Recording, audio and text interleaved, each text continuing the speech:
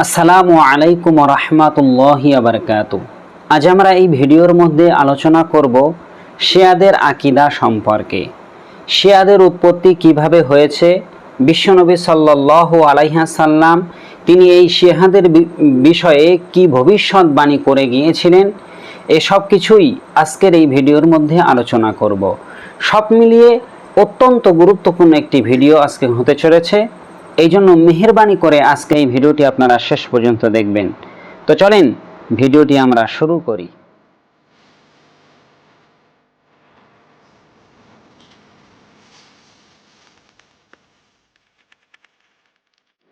আমার আপনার প্রাণপ্রিয় নবী তিনি একটি হাদিস বর্ণনা করেছেন। এই হাদিসটি মিশকাত শরীফের মধ্যে এসেছে। মিশকাত শরীফের হাদিসের মধ্যে এসেছে, একবার আমার নবী একবার হযরতে আলী রাদিয়াল্লাহু আনহুকে লক্ষ্য করে বললেন, হে আলী, তোমার দৃষ্টান্ত নবী ঈসা আলাইহিস সালাতু ওয়াস সালামের মতো। নবী ঈসাকে এক শ্রেণীর মানুষরা অতি ভক্তি করত, যা তাদের করা উচিত ছিল না। এই অতি ভক্তি করতে যেয়ে তারা কিন্তু তার মাকে ব্যভিচারিণী পর্যন্ত অপবাদ দিয়েছে। এরা হলো খ্রিস্টান জাতি। আর এক শ্রেণীর মানুষরা নবী ঈসা আলাইহিস সালাতু ওয়াস সালামের বিরুদ্ধচারণ করত, তাকে হত্যা পর্যন্ত করার চেষ্টা করেছিল। অনুরূপভাবে এমন একটা সময় আসবে যে তোমার এক শ্রেণীর মানুষরা অতি ভক্তি করবে, যেটা তাদের করা উচিত নয়। আর এক শ্রেণীর মানুষরা তোমার বিরুদ্ধচারণ করবে, তোমার উপরে অপবাদ দেবে, এমনকি তোমার হত্যা করার চেষ্টা পর্যন্ত তারা করবে। তো আমার নবী যে ভবিষ্যৎবাণীটা করলেন, কালের পরিবর্তনে হযরতে আলী রাদিয়াল্লাহু আনহু যখন খেলাফতে বসলেন, তখন এক শ্রেণীর মানুষরা তাকে অত্যন্ত ভক্তি করতে লাগলো। আরেক শ্রেণীর মানুষ, এদেরকে বলা হয় খাওয়ারিজ, অর্থাৎ ইসলাম থেকে যারা খারিজ হয়ে গেছে, এরা হযরতে আলী রাদিয়াল্লাহু আনহুর নামে অপবাদ দিতে লাগলো। আলীকে তারা কাফের পর্যন্ত বলল। এমনকি তাদের মধ্য হতে একজন শয়তান, যার নাম হলো আব্দুর রহমান ইবনে মুলজিম, তিনি হযরত আলী রাদিয়াল্লাহু আনহুকে শহীদ করে দিয়েছিলেন।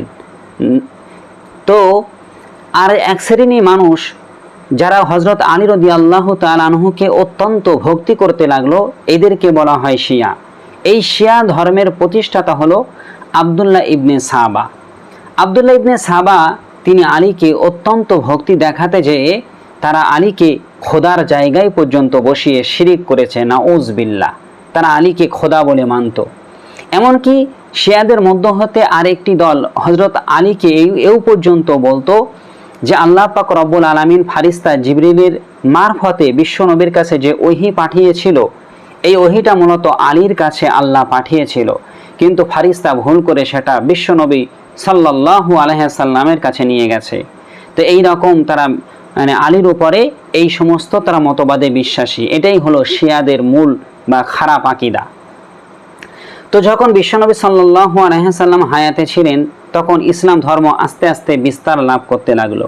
এমনকি প্রথম খলিফা আবু বকর সিদ্দিক রাদিয়াল্লাহু আনহুর সময় পুরো আরব দুনিয়া ইসলামী শক্তিতে শক্তিশালী হয়ে উঠল।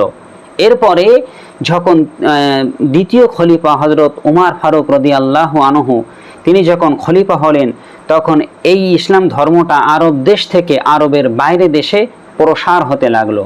তৃতীয় খলিফা হযরত উসমান গনি রাদিয়াল্লাহু আনহুর আমলে এই ইসলাম ধর্ম আরও প্রসার বিস্তার লাভ করতে লাগলো। এই সময় এই আব্দুল্লাহ ইবনে সাবা, যে ছিল ইহুদিদের ইয়ামানবাসী ইহুদিদের একজন বড় আলেম, সে দেখলো ইসলাম ধর্ম অনেক শক্তিশালী হয়ে উঠছে। তো তখন সে তৃতীয় খলিফার আমলে, অর্থাৎ হযরত উসমান গনি রাদিয়াল্লাহু তাআলা আনহুর আমলে, তিনি মদিনায় এসে তানার হাতে হাত দিয়ে বায়াত গ্রহণ করেন, ইসলাম ধর্ম কবুল করে নেন। তার উদ্দেশ্য ছিল ইসলাম ধর্মটাকে ধ্বংস করে দেওয়া। কিন্তু ইসলাম এতটা শক্তিশালী হয়েছে যে সরাসরি ইসলামের সঙ্গে লড়াই করে ইসলাম ধ্বংস করা যাবে না। তাই তিনি কৌশল করে ঈমান আনলেন এবং মদিনাতে তিনি চেষ্টা করলেন যে ইসলামকে ধ্বংস করা। কিন্তু দেখলেন সেখানে বিশিষ্ট সাহাবী এবং তাবিঈদের বসবাস, সেখানে ইসলামের বিরুদ্ধচারণ করার মতো তার সুযোগ হলো না। সে তখন শাম সিরিয়া ঘুরে মিশরে চলে গেলেন। এই মিশরে গিয়ে তারা ওই আব্দুল্লাহ ইবনে সাবা, যিনি শিয়া ধর্মের প্রতিষ্ঠাতা, শিয়া মতবাদের প্রতিষ্ঠাতা, তিনি খলিফা উসমান গনি রাদিয়াল্লাহু তাআলা আনহুর বিরুদ্ধচারণ করলেন। মানুষদের কাছে বোঝাতে লাগলেন, দেখেন যে প্রত্যেকটি নবীর একজন করে প্রতিনিধি থাকে, আর মুহাম্মদ সাল্লাল্লাহু আলাইহি সাল্লামের প্রতিনিধি হলো হযরত আলী রাদিয়াল্লাহু আনহু। তিনি আল্লাহ প্রদত্ত ইমাম, অর্থাৎ আল্লাহ তাকে এই ইমাম মনোনিয়োগ করেছেন। তো এই যে প্রথম খলিফা হযরত আবু বকর, হযরত উমর, হযরত উসমান, এই যে তিনজন খলিফা আছে, তারা হযরত আলীর সঙ্গে খেয়ানত করেছে। তারা আলীর যে খলিফা পদে বসার দরকার ছিল, তারা আলীকে না বসিয়ে নিজেরা বসেছে। এই রকমভাবে তারা কিন্তু অপবাদ দেয় বাকি সাহাবীদের নামে। তাহলে বুঝতে পেরেছেন যে শিয়াদের আরেকটি আকীদা হলো তারা প্রথম তিন খলিফা অর্থাৎ তিন সাহাবীর নামে পর্যন্ত অপবাদ দেয়।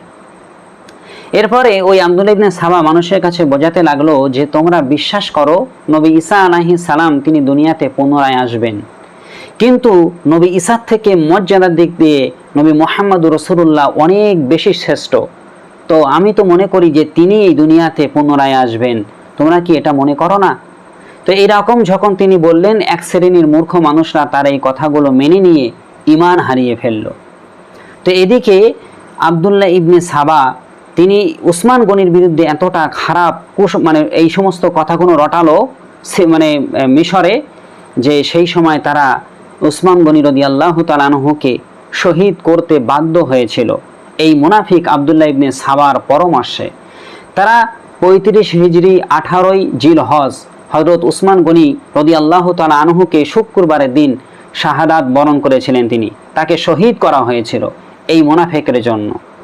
এরপরে যখন আলী রাদিয়াল্লাহু তাআলা আনহু খেলাফতে বসলেন, তখন একটি সমস্যা দেখা দিল উসমান রাদিয়াল্লাহু তাআলা আনহুর শাহাদাতকে কেন্দ্র করে। তো সেই সময় তৈরি হলো সিফফিনের যুদ্ধ। এই সিফফিনের যুদ্ধের সময় আব্দুল্লাহ ইবনে সাবা তার সকল সৈনিকদেরকে নিয়ে আলীর পক্ষ নিয়েছিলেন। আর সেই সময় তিনি মানুষের কাছে এই সমস্ত ভ্রান্ত আকীদা তিনি বর্ণনা করতে লাগলেন যে আলী হলো খোদা এবং আলী আল্লাহর তরফ থেকে প্রতিনিধি। এরকম মিথ্যা অপবাদ আলীর উপরে দিতে লাগলো। হযরতে আলী রাদিয়াল্লাহু তাআলা আনহুর কানে যখন এই সংবাদ পৌঁছে গেল, তখন তিনি এই আব্দুল্লাহ ইবনে সাবাকে হত্যা করলেন। এরপরে তাকে আগুনে পুড়িয়ে জ্বালিয়ে দিলেন। তাহলে বোঝা গেল শিয়াদের যে খারাপ আকীদা আমরা যে বলে থাকি, এর মূলত বিষয় হলো এইগুলোই।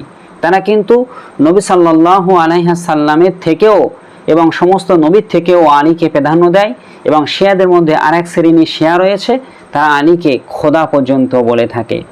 এই জন্য ফতোয়ায়ে শামীর মধ্যে এসেছে যে শিয়াদের সঙ্গে বিবাহ করা হারাম।